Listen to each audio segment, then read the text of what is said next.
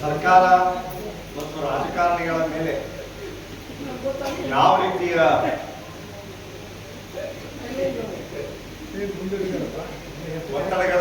ಒತ್ತಡವನ್ನ ನಾವು ತರೋಕೆ ಸಾಧ್ಯ ಇದೆ. ಮತ್ತೆ ರಾಜಕಾರಣವನ್ನ ನಾವು ವಿಭಜಿಸಿಕೊಳ್ಳೋದಾದ್ರೆ ಅದು ಸಾಮಾಜಿಕ ರಾಜಕಾರಣ, ಧಾರ್ಮಿಕ ರಾಜಕಾರಣ, ಆರ್ಥಿಕ ರಾಜಕಾರಣ ಮತ್ತು ರಾಜಕೀಯ ರಾಜಕಾರಣ, ಅದು ಆಡಳಿತ ರಾಜಕಾರಣ. ನಾವು ನಿಜವಾದ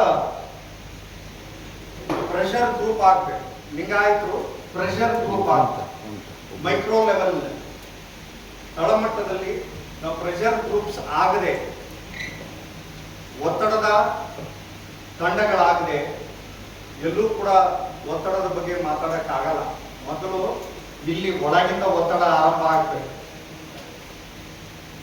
ಒತ್ತಡದಲ್ಲಿ ವಿಭಜನೆ ಆಗ್ಬೇಕು, ಒಂದು ಕಡೆ ಆಗ್ಬೇಕು. ಆ ಪ್ರೆಷರ್ ಗ್ರೂಪ್ ಇದೆ ಅನ್ನೋದು ಐಡೆಂಟಿಫೈ ಆಗ್ಬೇಕು, ಪಬ್ಲಿಸೈಸ್ ಆಗ್ಬೇಕು, ಅದು ಪ್ರಚಾರ ಪಡ್ಕೋಬೇಕು. ಇದು ಪ್ರೆಷರ್ ಗ್ರೂಪ್ ಅನ್ನೋದು ಪಬ್ಲಿಸಿಟಿ ತಗೊಂಡ ಮೇಲೆ ಆವಾಗ ಜನ ನಿಮ್ಮನ್ನು ಗಮನಿಸ್ತಾರೆ. ಅದು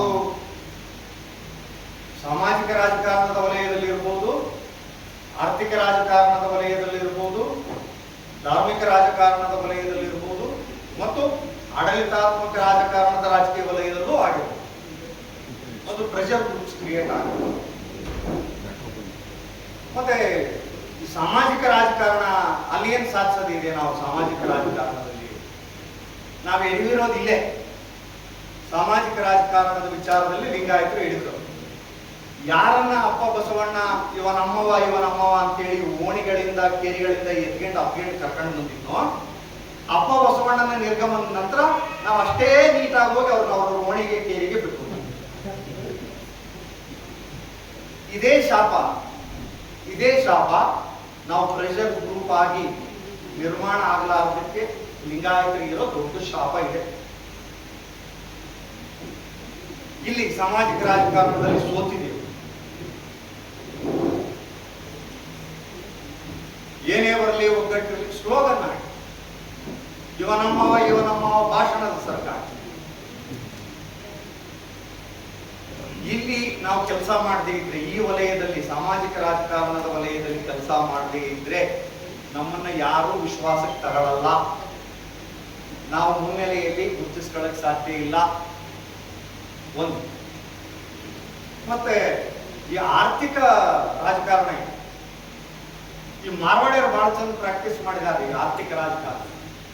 ನಾವು ಎಲ್ಲೋ ಒಂದು ಉದ್ಯಮ ಇದೆ, ನಮ್ಮ ಸಮಾಜದ ಒಂದು ಉದ್ಯಮ ಇದೆ ಅಂದ್ರೆ, ಅವ್ರ ಉದ್ಯಮದಲ್ಲಿ ಏನಾದ್ರು ಸೋತ್ರೆ ಅವರೇ ಬಡ್ಡಿ ಇಲ್ದಂಗೆ ಸಾಲ ಕೊಟ್ಟು 2-3 ಸರಿ ಅವಕಾಶ ಕೊಟ್ಟು ಅವ್ರ ಮೇಲೆತ್ತಾರೆ.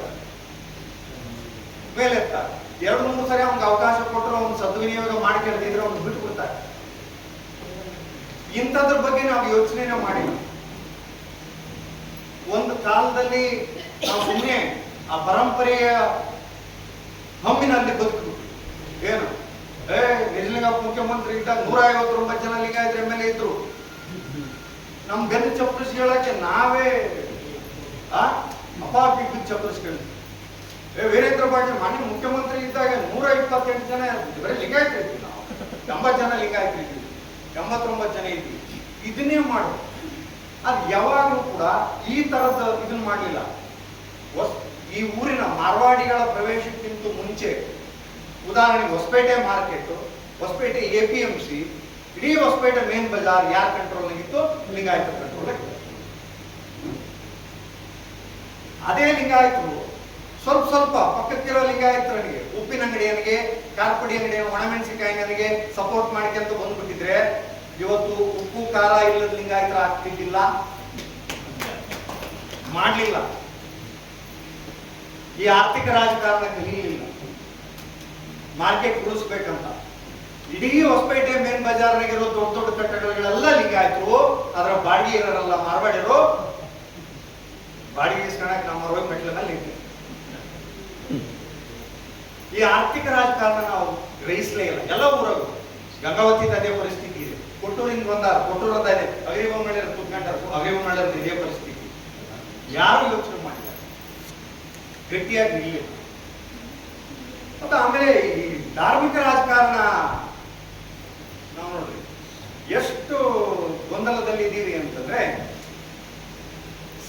ಸಮಾಜದಿಂದ ಮಠವೋ, ಮಠದಿಂದ ಸಮಾಜವೋ, ಈ ಪ್ರಶ್ನೆ ಪರಿಹಾರ ಸಿಗಲಿಲ್ಲ. ನೋಡ್ರಿ ಇಲ್ಲೆಲ್ಲರೂ ಹೇಳ್ತಿರ್ತೀವಿ ನೋಡ್ರಿ, ಎಷ್ಟು ಗಟ್ಟಿಯಾಗಿ ಹೇಳ್ತಿರಲ್ಲ. ಇದೇ ನಿಮ್ಮೂರು ಸ್ವಾಮಿ ಮುಂದೆ ನಿಂತು ಹೇಳ್ತೀವಿ, ನಿಮ್ಮೂರು ಸ್ವಾಮಿ ಮುಂದೆ ನಿಂತು ಹೇಳ್ರಿ. ಸಮಾಜದಿಂದ ಮಠ ಇರೋದು, ನಿಮ್ಮನ್ನ ಮಠಕ್ಕೆ ಏನ್ ಮಾಡ್ಯಾರ ಅವ್ರನ್ನ ಅಧಿಕಾರ ಅಲ್ಲ. ದಯವಿಟ್ಟು ಶಬ್ದ ಕರೆಕ್ಟ್ ಆಗಿ, ಕನ್ನಡ ಭಾಷೆ ಎಲ್ಲರಿಗೂ ಗೊತ್ತಿದೆ. ಸ್ವಾಮಿಯವ್ರನ್ನ ಮಠಕ್ಕೆ ಏನ್ ಮಾಡಿರ್ತಾರ? ನೇಮಕ ಮಾಡಿರ್ತಾರೆ. ಏನ್ ಮಾಡಿರ್ತಾರೆ? ಶಬ್ದ ನಾವಿಲ್ಲೂ ಶಬ್ದ ರಾಜಕಾರಣದಲ್ಲಿ ಹೋಗ್ಬಿಡ್ತೇವೆ.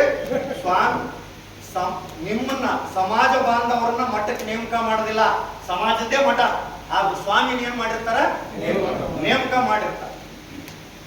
ನೇಮಕ ಮಾಡಿದವ್ರನ್ನ ಹೆಂಗೈತು? ನೇಮಕ ಮಾಡಿರೋರು ಅವರು ನೇಮಕದಾರ. ನೇಮಕ ಯಾವ ನೇಮಕ? ಅಜ್ಜ, ಅಪ್ಪ, ಬುದ್ಧಿ, ತಾತ, ಅಯ್ಯ ಅನ್ನ ನೇಮಕ. ಇದನ್ನು ಸ್ಪಷ್ಟಪಡಿಸದೇ ಇದ್ರೆ, ಈ ಧರ್ಮ ರಾಜಕಾರಣದಲ್ಲಿ ಒಂದು ಸ್ಪಷ್ಟತೆ ಬರದೇ ಇದ್ರೆ ಏನಾಯ್ತು? ನಮ್ಮೂರಾಗ ಆದಂಗೆ ಎಲ್ಲ ಊರಾಗ ಆಗ್ತವೆ. ಪ್ರತಿ ಸರಿ ಎಲೆಕ್ಷನ್ ಬರ್ತೈತಿ, ಲೀಡರ್ಗಳು ಬರ್ತಾರೆ, ಆಕಾಂಕ್ಷಿಗಳು ಬರ್ತಾರೆ, ಬಂದು ಸೀರೆ ಎಲ್ಲಿಗೆ ಬರ್ತಾರೆ? ಮಠಕ್ಕೆ ಹೋಗ್ತಾರೆ. ಮಠದಿಂದ ಸಂದೇಶ ಬರ್ತದೆ, ಸಮಾಜದ ಗ್ರೂಪ್ ಮೆಸೇಜ್ ಹಾಕ್ತಾರೆ. ಇಂಥ ಮಾನ್ಯ ಶ್ರೀಮಾನ್ಯ ಲೀಡರ್ಗಳು ಬಹುಪರ ಇವರು ಮಠಕ್ಕೆ ಬರ್ತಾ ಇದ್ದಾರೆ, ಎಲ್ಲ ಸಮಾಜ ಬಾಂಧವರು ಬರ್ಬೇಕಂತ ನಾವು ಹೋಗ್ತೀವಿ. ಮಠ ಸ್ವಾಮಿ ಆಶೀರ್ವಾದ ಮಾಡ್ತಾರೆ, ಅಲ್ಲೇ ಮ್ಯಾಚ್ ಫಿಕ್ಸಿಂಗ್ ಆಗಿರ್ತಾವ, ಪ್ರಮಾಣ ಮಂಡಿಸ್ತಾರೆ. ನಾವು ನಾವೇ ಬುದ್ಧರು ಹೇಳ್ಬಿಟ್ರು, ಅಜ್ಜರ್ ಹೇಳ್ಬಿಟ್ರು, ತಾತನಾಗ ಹೇಳ್ಬಿಟ್ರು, ಅಪ್ಪರ್ ಹೇಳ್ಬಿಟ್ರು. ನಾವ್ ಎಲ್ಲಿ ತನಕ ಆ ರಾಜಕಾರಣಿಗೆ ನೋಡಪ್ಪ, ನಿನ್ನ ಭಕ್ತಿ ಮಠಕ್ಕೆ ಐತಿ, ಸ್ವಾಮಿಯವ್ರ ಮೇಲೆ ಐತಿ, ಅಲ್ಲಿ ಹೋಗು ಆಶೀರ್ವಾದ ತಗೊಂಬ.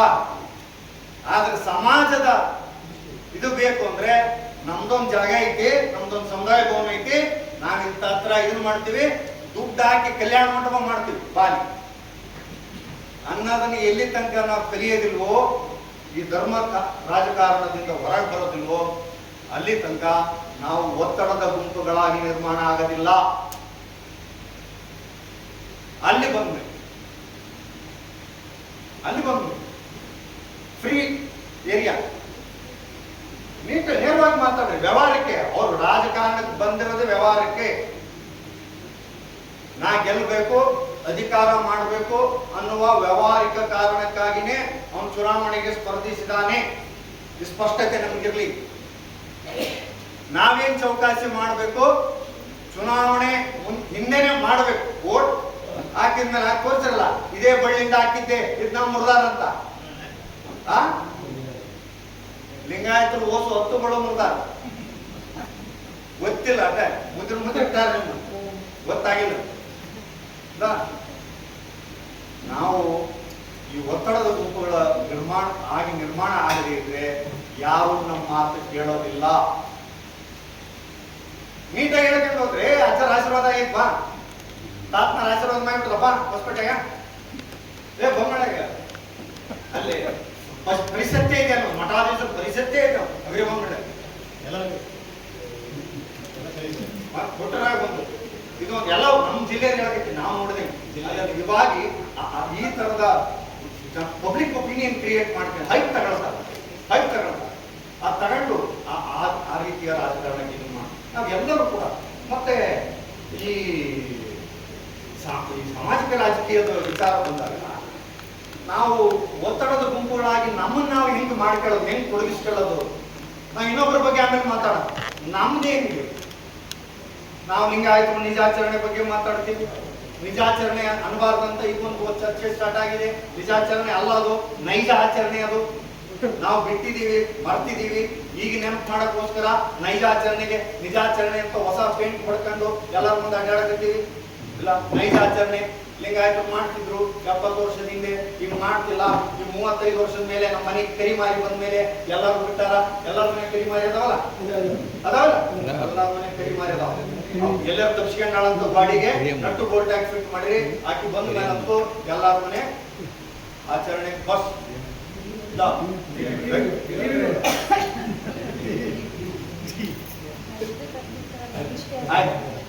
ಎಲ್ಲಿ ನಾ ಯಾಕೆ ಈ ಮಾತು ಹೇಳ್ತಾ ಇದ್ದೀನಿ ಅಂದ್ರೆ, ನೈಜ ಆಚರಣೆಗಳೇನಿದಾವೆ ಈ ಆಚರಣೆಗಳಲ್ಲಿ ನಾವು ಪಾಲ್ಗೊಳ್ಳಬೇಕು. ನಮ್ಮ ಪಾಲ್ಗೊಳ್ಳುವಿಕೆ ಏನು? ಈಗಾಗಲೇ ಒಬ್ಬರು ಪ್ರಶ್ನೆ ಕೇಳಿದ್ರು, ಇಲ್ಲಿ ಖಾಲಿ ಚೇರ್ ಕಾಣಿಸ್ತದವೆ, ಎಷ್ಟು ಜನ ಅದಾವ, ತುಂಬಿರ್ಬೇಕು ನಮ್ದು ಇದಂತ. ಆದ್ರೆ ಈ ಶಿಬಿರದ ಒಂದು ಧ್ಯೇಯ ಏನಿತ್ತು, 45 ಜನ ಶಿಬಿರಾರ್ಥಿಗಳು ಬರಬೇಕು, 45 ಜನ ಶಿಬಿರಾರ್ಥಿಗಳಿಗೆ ಇದು ಕಾರ್ಯಾಗಾರ ಆಗಿ ಇದಾಗಬೇಕು.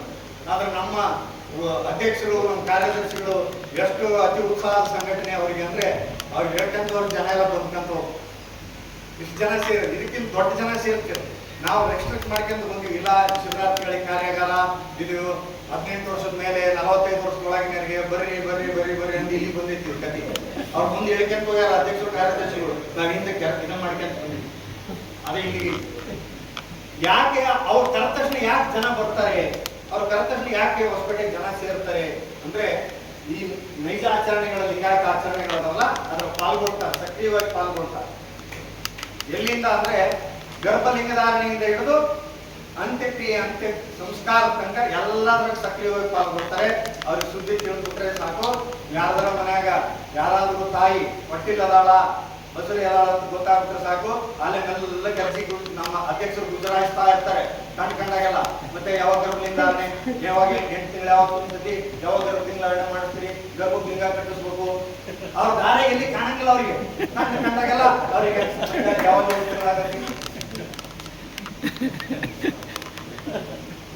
ಇದು ಮಾಡ್ತಾನೆ. ಮತ್ತ ಆಮೇಲೆ ಮುಂದೆ ಹುಟ್ಟಿನ ಸುಮ್ಮಡದಲ್ಲ, 3 ತಿಂಗಳು ಯಾವಾಗ 2 ತಿಂಗಳು 3 ತಿಂಗಳ ಯಾವಾಗ ಕೊಡ್ತೀವಿ, ಯಾವಾಗ ನಾಮಕರಣ ಮಾಡ್ತೀವಿ, ಯಾವಾಗ ಲಿಂಗ ಕಟ್ಟೋದು, ಯಾವಾಗ ಇದು ಮಾಡೋದು. ಗರ್ಭಲಿಂಗಧಾರಣೆ ಲಿಂಗ ಕೊಟ್ಟು ಬಂದಿರ್ತಾರೆ, ಅದನ್ನ ತಾಂಡ್ ಮತ್ತೆ ಕಟ್ಟರೆ ಇವರು. ಅದಕ್ಕೂ ಮತ್ತೆ ಯಾಕೆ ಹೇಳಕತ್ತೀನಿ ಅಂದ್ರೆ, ಪ್ರಾಕ್ಟಿಕಲಿ ಯಾರ ತಿಳ್ಕೊಳ್ಳಿ ಸುದ್ದಿ ಬಂತ ಫಸ್ಟ್ ಹೋಗಿ ಯಾರ ಊರು ಮಠಪತಿ ಅಂತ ನೇಮಕದ ಬಂದಿಲ್ಲ ತಡ ಮಾಡ್ದ ಅಂದ್ರೆ ಗಡ ತಗೊಂಡು ಸ್ನಾನ ಮಾಡಿಸಿ ಕುಂದಿರಿಸಿ ಇದನ್ನ ಮಾಡಿ ಪೂಜೆ ಮಾಡಿ ವಚನ ಪಠಣ ಮಾಡಿ.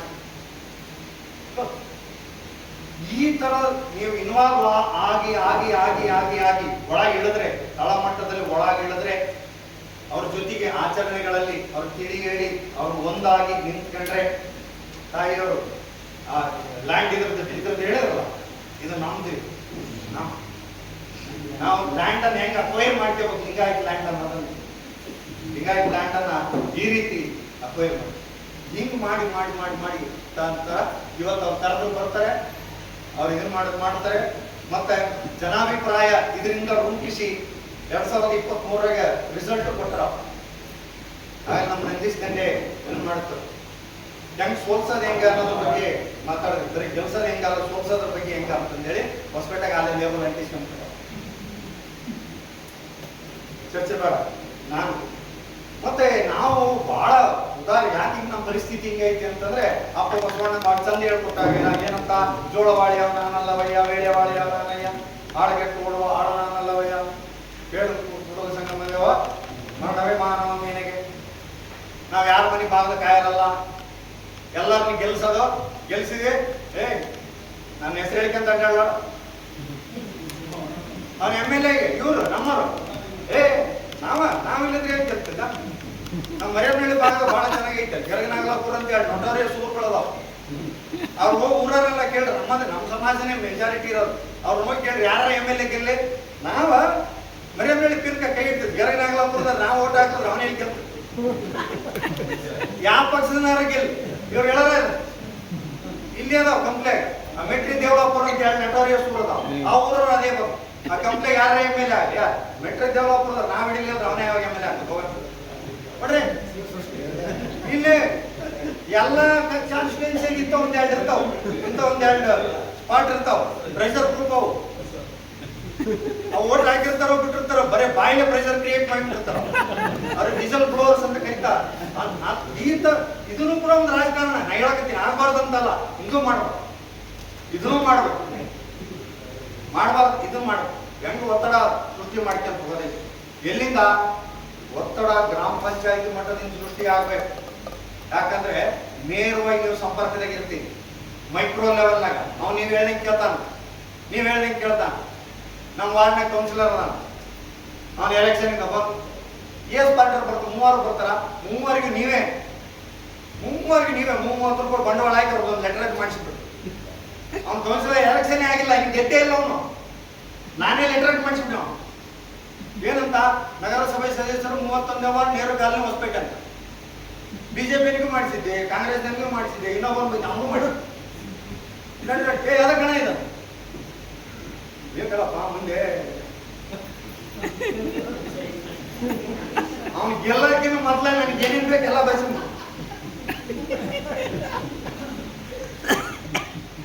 ಅವ್ನು ಸೋತ್ ಮ್ಯಾಗ ನಿಮ್ ಮನೆಗೆ ಬರೋದಲ್ಲ, ಸೋತ್ ಮ್ಯಾಗ ನಿಮ್ ಮನೆಗೆ ಬರೋದಲ್ಲ. ಒಮ್ಮೆ ಹೇಳಿದೆ ಅಡಿಗೆ ಮತ್ತೆ ಈಗ ಅನುಭವ ಮಂಟಪದಾಗಿ ಧಾರ್ಮಿಕ ರಾಜಕಾರಣದ ಬಗ್ಗೆ ಮಾತಾಡಿದ್ವಿ. ಅನುಭವ ಮಂಟಪದ ಗೋಷ್ಠಿ ಇದೆ, ಆಮೇಲೆ ಅದ್ರ ಬಗ್ಗೆ ಚರ್ಚೆ ಮಾಡಿ. ಈ ಧಾರ್ಮಿಕ ರಾಜಕಾರಣ ಇವತ್ತು ಆರಂಭ ಆಗ್ಬೇಕು. ಅನುಭವ ಮಂಟಪ ಮುಂದೆ ನಿರ್ವಹಿಸೋದಂಗೆ, ಮುಂದೆ ಅವ್ರ ಕೈಗೆ ಹ್ಯಾಂಡ್ ಓವರ್ ಆಗ್ಬಾರ್ದು, ಇವ್ರ ಕೈಗೆ ಹ್ಯಾಂಡ್ ಓವರ್ ಆಗ್ಬಾರ್ದು. ನಾವ್ ಹ್ಯಾಂಡ್ ಓವರ್ ಮಾಡ್ಕೊಳಕ್ 4 ವರ್ಷದಿಂದ ನಿಮ್ಮನ್ನ ಕೈ ಬೀಸಿ ಕರಿತಾ ಇತ್ತು ಅನುಭವ ಮಂಟಪ. ಹೋಗ್ಬಲ್ರಿ ನೀವು ಲಿಂಗಾಯ್ತು. ಅದು ಕನ್ಸ್ಟ್ರಕ್ಷನ್ ಬುನಾದಿ ತೆಗೆದಾಗಿಂದ ಅದು ಕೈ ಬೀಸಿ ಬರೋ ಅಂತ ಕರಿತೈತಿ. ಹೋಗ್ಬಲ್ರಿ, ಬರೀ ಮೀಟಿಂಗ್ ಹೋಗೋದು, ಇದನ್ನ ಮಾಡೋದು. ಸಲಹಾ ಸಮಿತಿ ಸಮಿತಿ ಮಾಡ್ರ ಅದಕ್ಕೆ ನಮ್ಗೆ ಯಾರಿಗಾರ ಇನ್ವಿಟೇಷನ್ ಬಂದ್ಬಿಟ್ರೆ ಧನ್ಯತೆ. ಅನುಭವ ಮಂಟಪದ ಮೀಟಿಂಗ್ ಬಂದೈತಿ, ಅಲ್ಲೇ ಖುಷಿ ಅನುಭವಿಸಿ ಬಂದು ರೋಮಾಂಚನಕ್ಕೆ ಒಳಗಾಗಿ ನಾವು ಎಲ್ಲಿ ತನಕ ಹೋಗಿ ಅಲ್ಲಿ ಮಣ್ಣು ಕಸ ತೆಗೆಯೋದಿಲ್ಲ, ಎಲ್ಲಿ ತನಕ ಅಲ್ಲಿ ಪಾಲುದಾರಿಕೆಯನ್ನ ಇದನ್ನ ಮಾಡೋದಿಲ್ಲ, ಅಲ್ಲಿ ತನಕ ನಾವು ಧಾರ್ಮಿಕ ರಾಜಕಾರಣ ಗೆಲ್ಲಕ್ಕೆ ಸಾಧ್ಯ ಇಲ್ಲ. ಇವತ್ತು ರೆಡಿ ಊರಿಂದ 100 ಜನ, ಬರಗಾಲ ಐತಿ, ಹೊಲ್ದಾಗ ಕೆಲಸ ಇಲ್ಲ, ಬರೀ ಒಂದು ಬಸ್ ಹಚ್ಚಿಗೇಳ್ರಿ, 100-200 ಜನ ಒಂದೊಂದು ಹಳ್ಳಿಯಿಂದ ಬರ್ತಾರೆ, ಕರ್ಕೊಂಡು ಹೋಗ್ರಿ. ಅವ್ರ ಕಲ್ಯಾಣ ಅನುಭವ ಬಸವ ಕಲ್ಯಾಣನೇ ನೋಡಿಲ್ಲ, ಹೇಳಾಕತ್ತಿಲ್ಲ.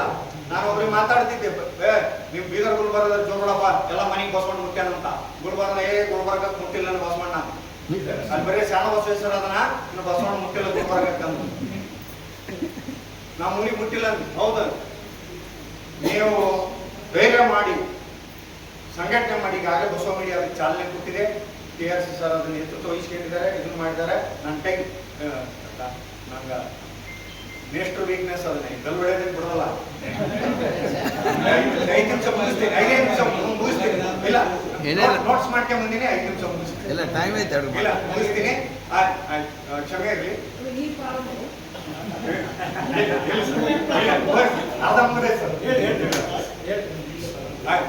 ದಯವಿಟ್ಟು ಪ್ರೆಷರ್ ಗ್ರೂಪ್ಗಳನ್ನ ಕ್ರಿಯೇಟ್ ಮಾಡಿ, ಇದು ಕೂಡ ಒಂದು ಅನೌನ್ಸ್ಮೆಂಟ್ ದಾರಿ.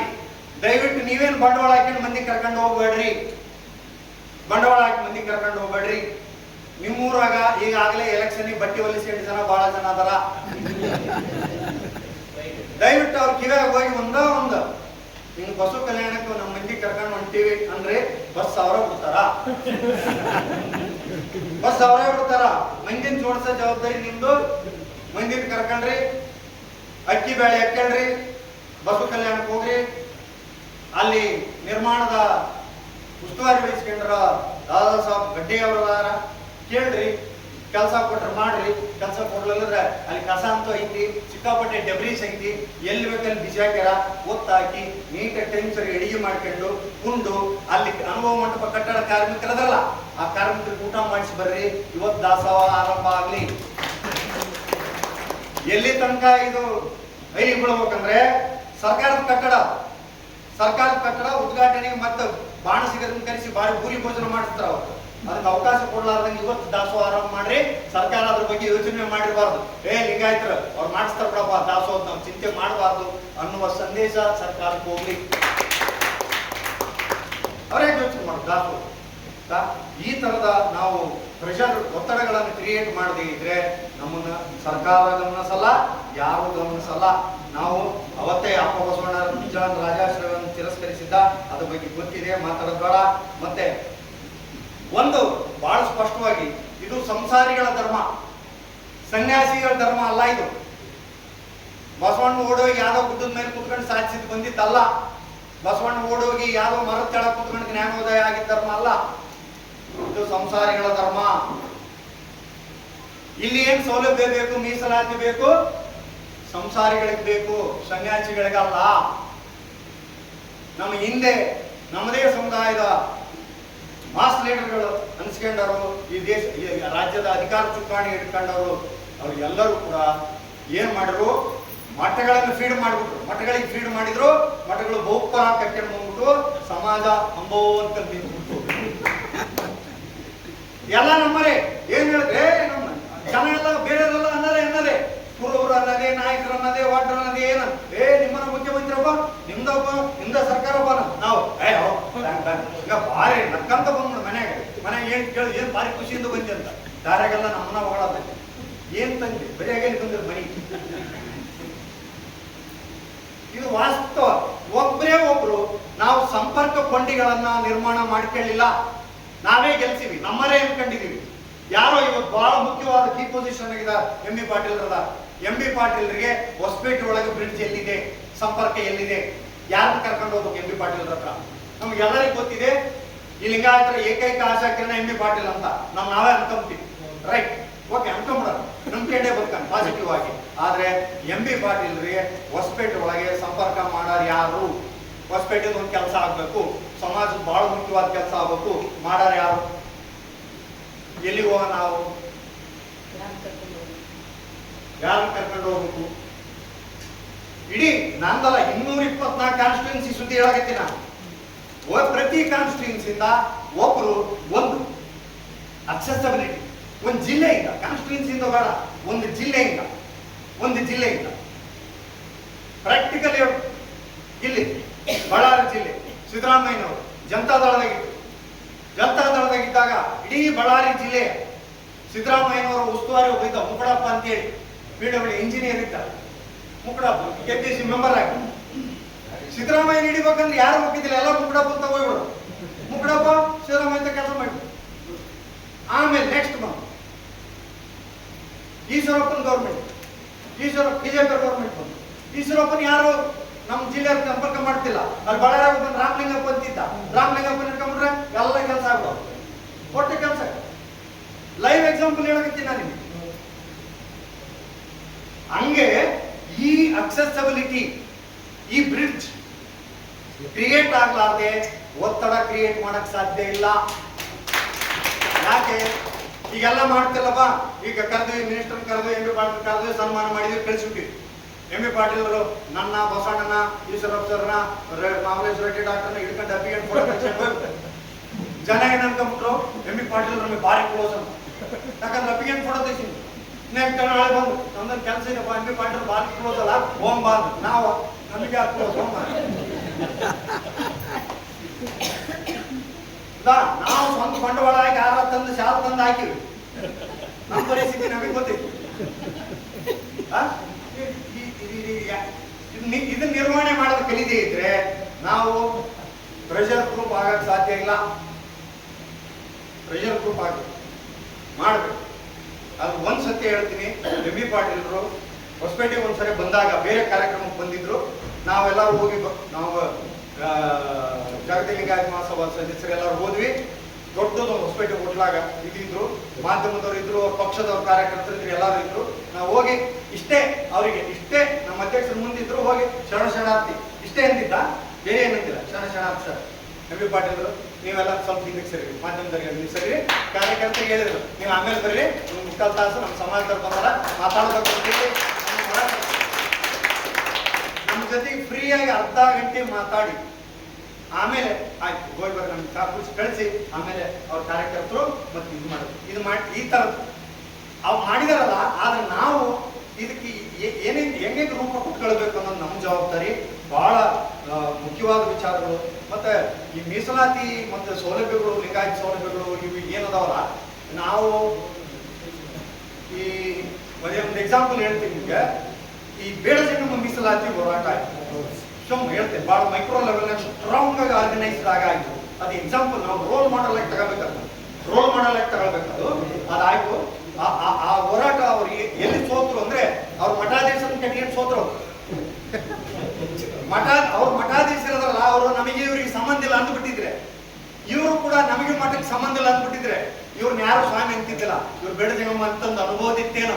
ಆದ್ರೆ ಆ ಸ್ವಾಮಿ ನಮ್ಮ ಮಾವ, ನೀವು ನಮ್ಮ ಅಳಿಯ, ಈ ಸಂಘಟನೆ ನಮ್ಮ ಸಿಗಪ್ಪ ಅಂದ ಮೇಲೆ ಅವಾಗ ಕೋರ್ಟು ಮತ್ತೆ ಎಲ್ಲಾ ಹೋರಾಟಗಾರರು ಎಚ್ಚರ ಆಗ್ಬಿಟ್ರು. ಮತ್ತೆ ಮಠನ ನಿಮ್ಮ SC ರಿಸರ್ವೇಶನ್ ಹೆಂಗಪ್ಪ ಇದು ಅದು ಏನಾರ ಡಿಸೋಸಿಯೇಟ್ ಆಗಿಬಿಟ್ಟಿದ್ರೆ, ಅದು ಮುರ್ಕೊಂಡ್ಬಿಟ್ಟಿದ್ರೆ ಗ್ಯಾರಂಟಿ ಮೀಸಲಾತಿ ಹೋರಾಟ ಜೀವಂತ ಇರ್ತಿತ್ತು. ಸುಪ್ರೀಂ ಕೋರ್ಟ್ ಯಾಕೆ ಸರಿ ತಪರಾಕಿ ಆಗ್ತಿದ್ದಿಲ್ಲ, ಇನ್ನೂ ಬದುಕಿರ್ತಿತ್ತ ಸುಪ್ರೀಂ ಕೋರ್ಟ್ ಆಗಿತ್ತು.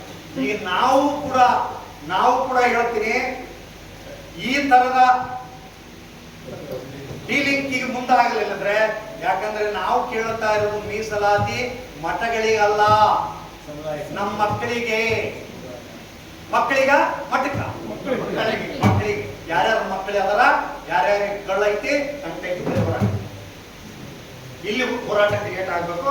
ಮತ್ತೆ ಮನವಿ ಬಗ್ಗೆ ಒಂದು ವಿಚಾರ, ನಾವು ತಹಸೀಲ್ದಾರ್ಗೆ DC ಗೆ ಮನವಿ ಕೊಟ್ಟು ಸುಮ್ಮನೆ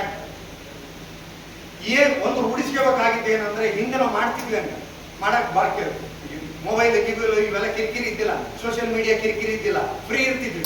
ಚಾ ಕುಡಿಯಕ್ಕೆ ಸೇರ್ತಿದ್ವಿ, ಸಾಯಂಕಾಲ ಯಾರಿಗಾರು ಮನವಿ ಕೊಟ್ಟು ಬಂದಿವ ಅಂದ್ರೆ ಅಲ್ಲಿ ಕುಂತು ನೆನಪಾಗ್ತಿದ್ವು, ಹೋಗ್ತಿದ್ವಿ ತಹಸೀಲ್ದಾರಿಗೆ, ಸರ್ ಮನೆ ಎಲ್ಸಿ ಕೊಟ್ಟಿದ್ವಲ್ಲ ಏನಾಗ್ತಂತ ಕೇಳ್ತೀವಿ. ಈಗ ಫುಲ್ ಬಿಸಿ ಆಗ್ಬಿಟ್ಟಿವಿ ನಾವು ಸೋಷಿಯಲ್ ಮೀಡಿಯಾದಾಗ. ಹಂಗಾಗಿ DC ಆಫೀಸ್ ತಹಸೀಲ್ದಾರ್ ಆಫೀಸ್ಗಳಿಗೆ ಹೋಗಕ್ಕೆ ಅನ್ಸುತ್ತಿಲ್ಲ, ನಾವು VIP ಆಗ್ಬಿಟ್ಟಿವಿ ಈಗ. ಹಂಗಾಗಿ ಕೊಟ್ಟರ ಅರ್ಜಿ ಅಲ್ಲಿಗೆ ಇದಾಗವೆ, ಮುಗೀತು. ಇಷ್ಟು ಮಾತಾಡೋದಕ್ಕೆ ಸಮಾಧಾನವಾಗಿ ಮತ್ತೆ ಹೇಳಿಕೆಗಳು ಕೊಟ್ಟಾಗ ಬೆಂಬಲಿಸತ್ತಿತ್ತಲ್ಲ, ಆಗಲೇ ಪ್ರಿಯಾಂಕ್ ಖರ್ಗೆ ಹೇಳಿಕೆ ಕೊಟ್ಟಾಗ ಬೆಂಬಲಿಸೋದ್ರ ಬಗ್ಗೆ ಮಾತಾಡ್ತೀವಿ.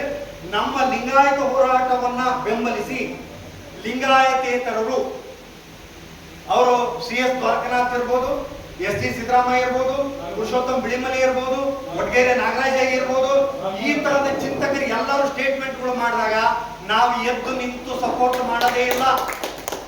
ಲಿಂಗಾಯತೇತರವರೆಲ್ಲ ಸಂಬಂಧ ಇಲ್ಲ ಅವ್ರಿಗೆ ಲಿಂಗಾಯತಕ್ಕೆ, ಅವರೆಲ್ಲರೂ ನಿಂತು ನಮ್ಮ ಬಗ್ಗೆ ಮಾತಾಡಿದ್ರೆ ನಾವು ಆ ರೀತಿಯ ಹೋರಾಟ ಧ್ವನಿಗೂಡಿಸ್ತಾ ಇದ್ರೆ ನಾವು ಒತ್ತಡದ ಗುಂಪುಗಳಾಗಿ ಕ್ರಿಯೇಟ್ ಆಗಲ್ಲ. ಬೇರೆ ಇದನ್ನು ಕೂಡ ನಾವು ಬೆಂಬಲವನ್ನು ಕೂಡ ಪಡ್ಕೊಳ್ಳೋಕೆ ಸಾಧ್ಯ ಆಗಲ್ಲ. ನನಗೆ ಅತಿ ಹೆಚ್ಚು ಮಾತಾಡೋದಕ್ಕೆ ಅವಕಾಶ ಕೊಟ್ಟು ಸಮಾಧಾನದಿಂದ ಸುಧಾರಿಸಿಕೊಂಡಿದ್ದಕ್ಕಾಗಿ ಮತ್ತೊಮ್ಮೆ ಶರಣಾಗಿ ನಾನು ಮಾತಿ ವಿರಾಮ ಕೊಡ್ತೇನೆ.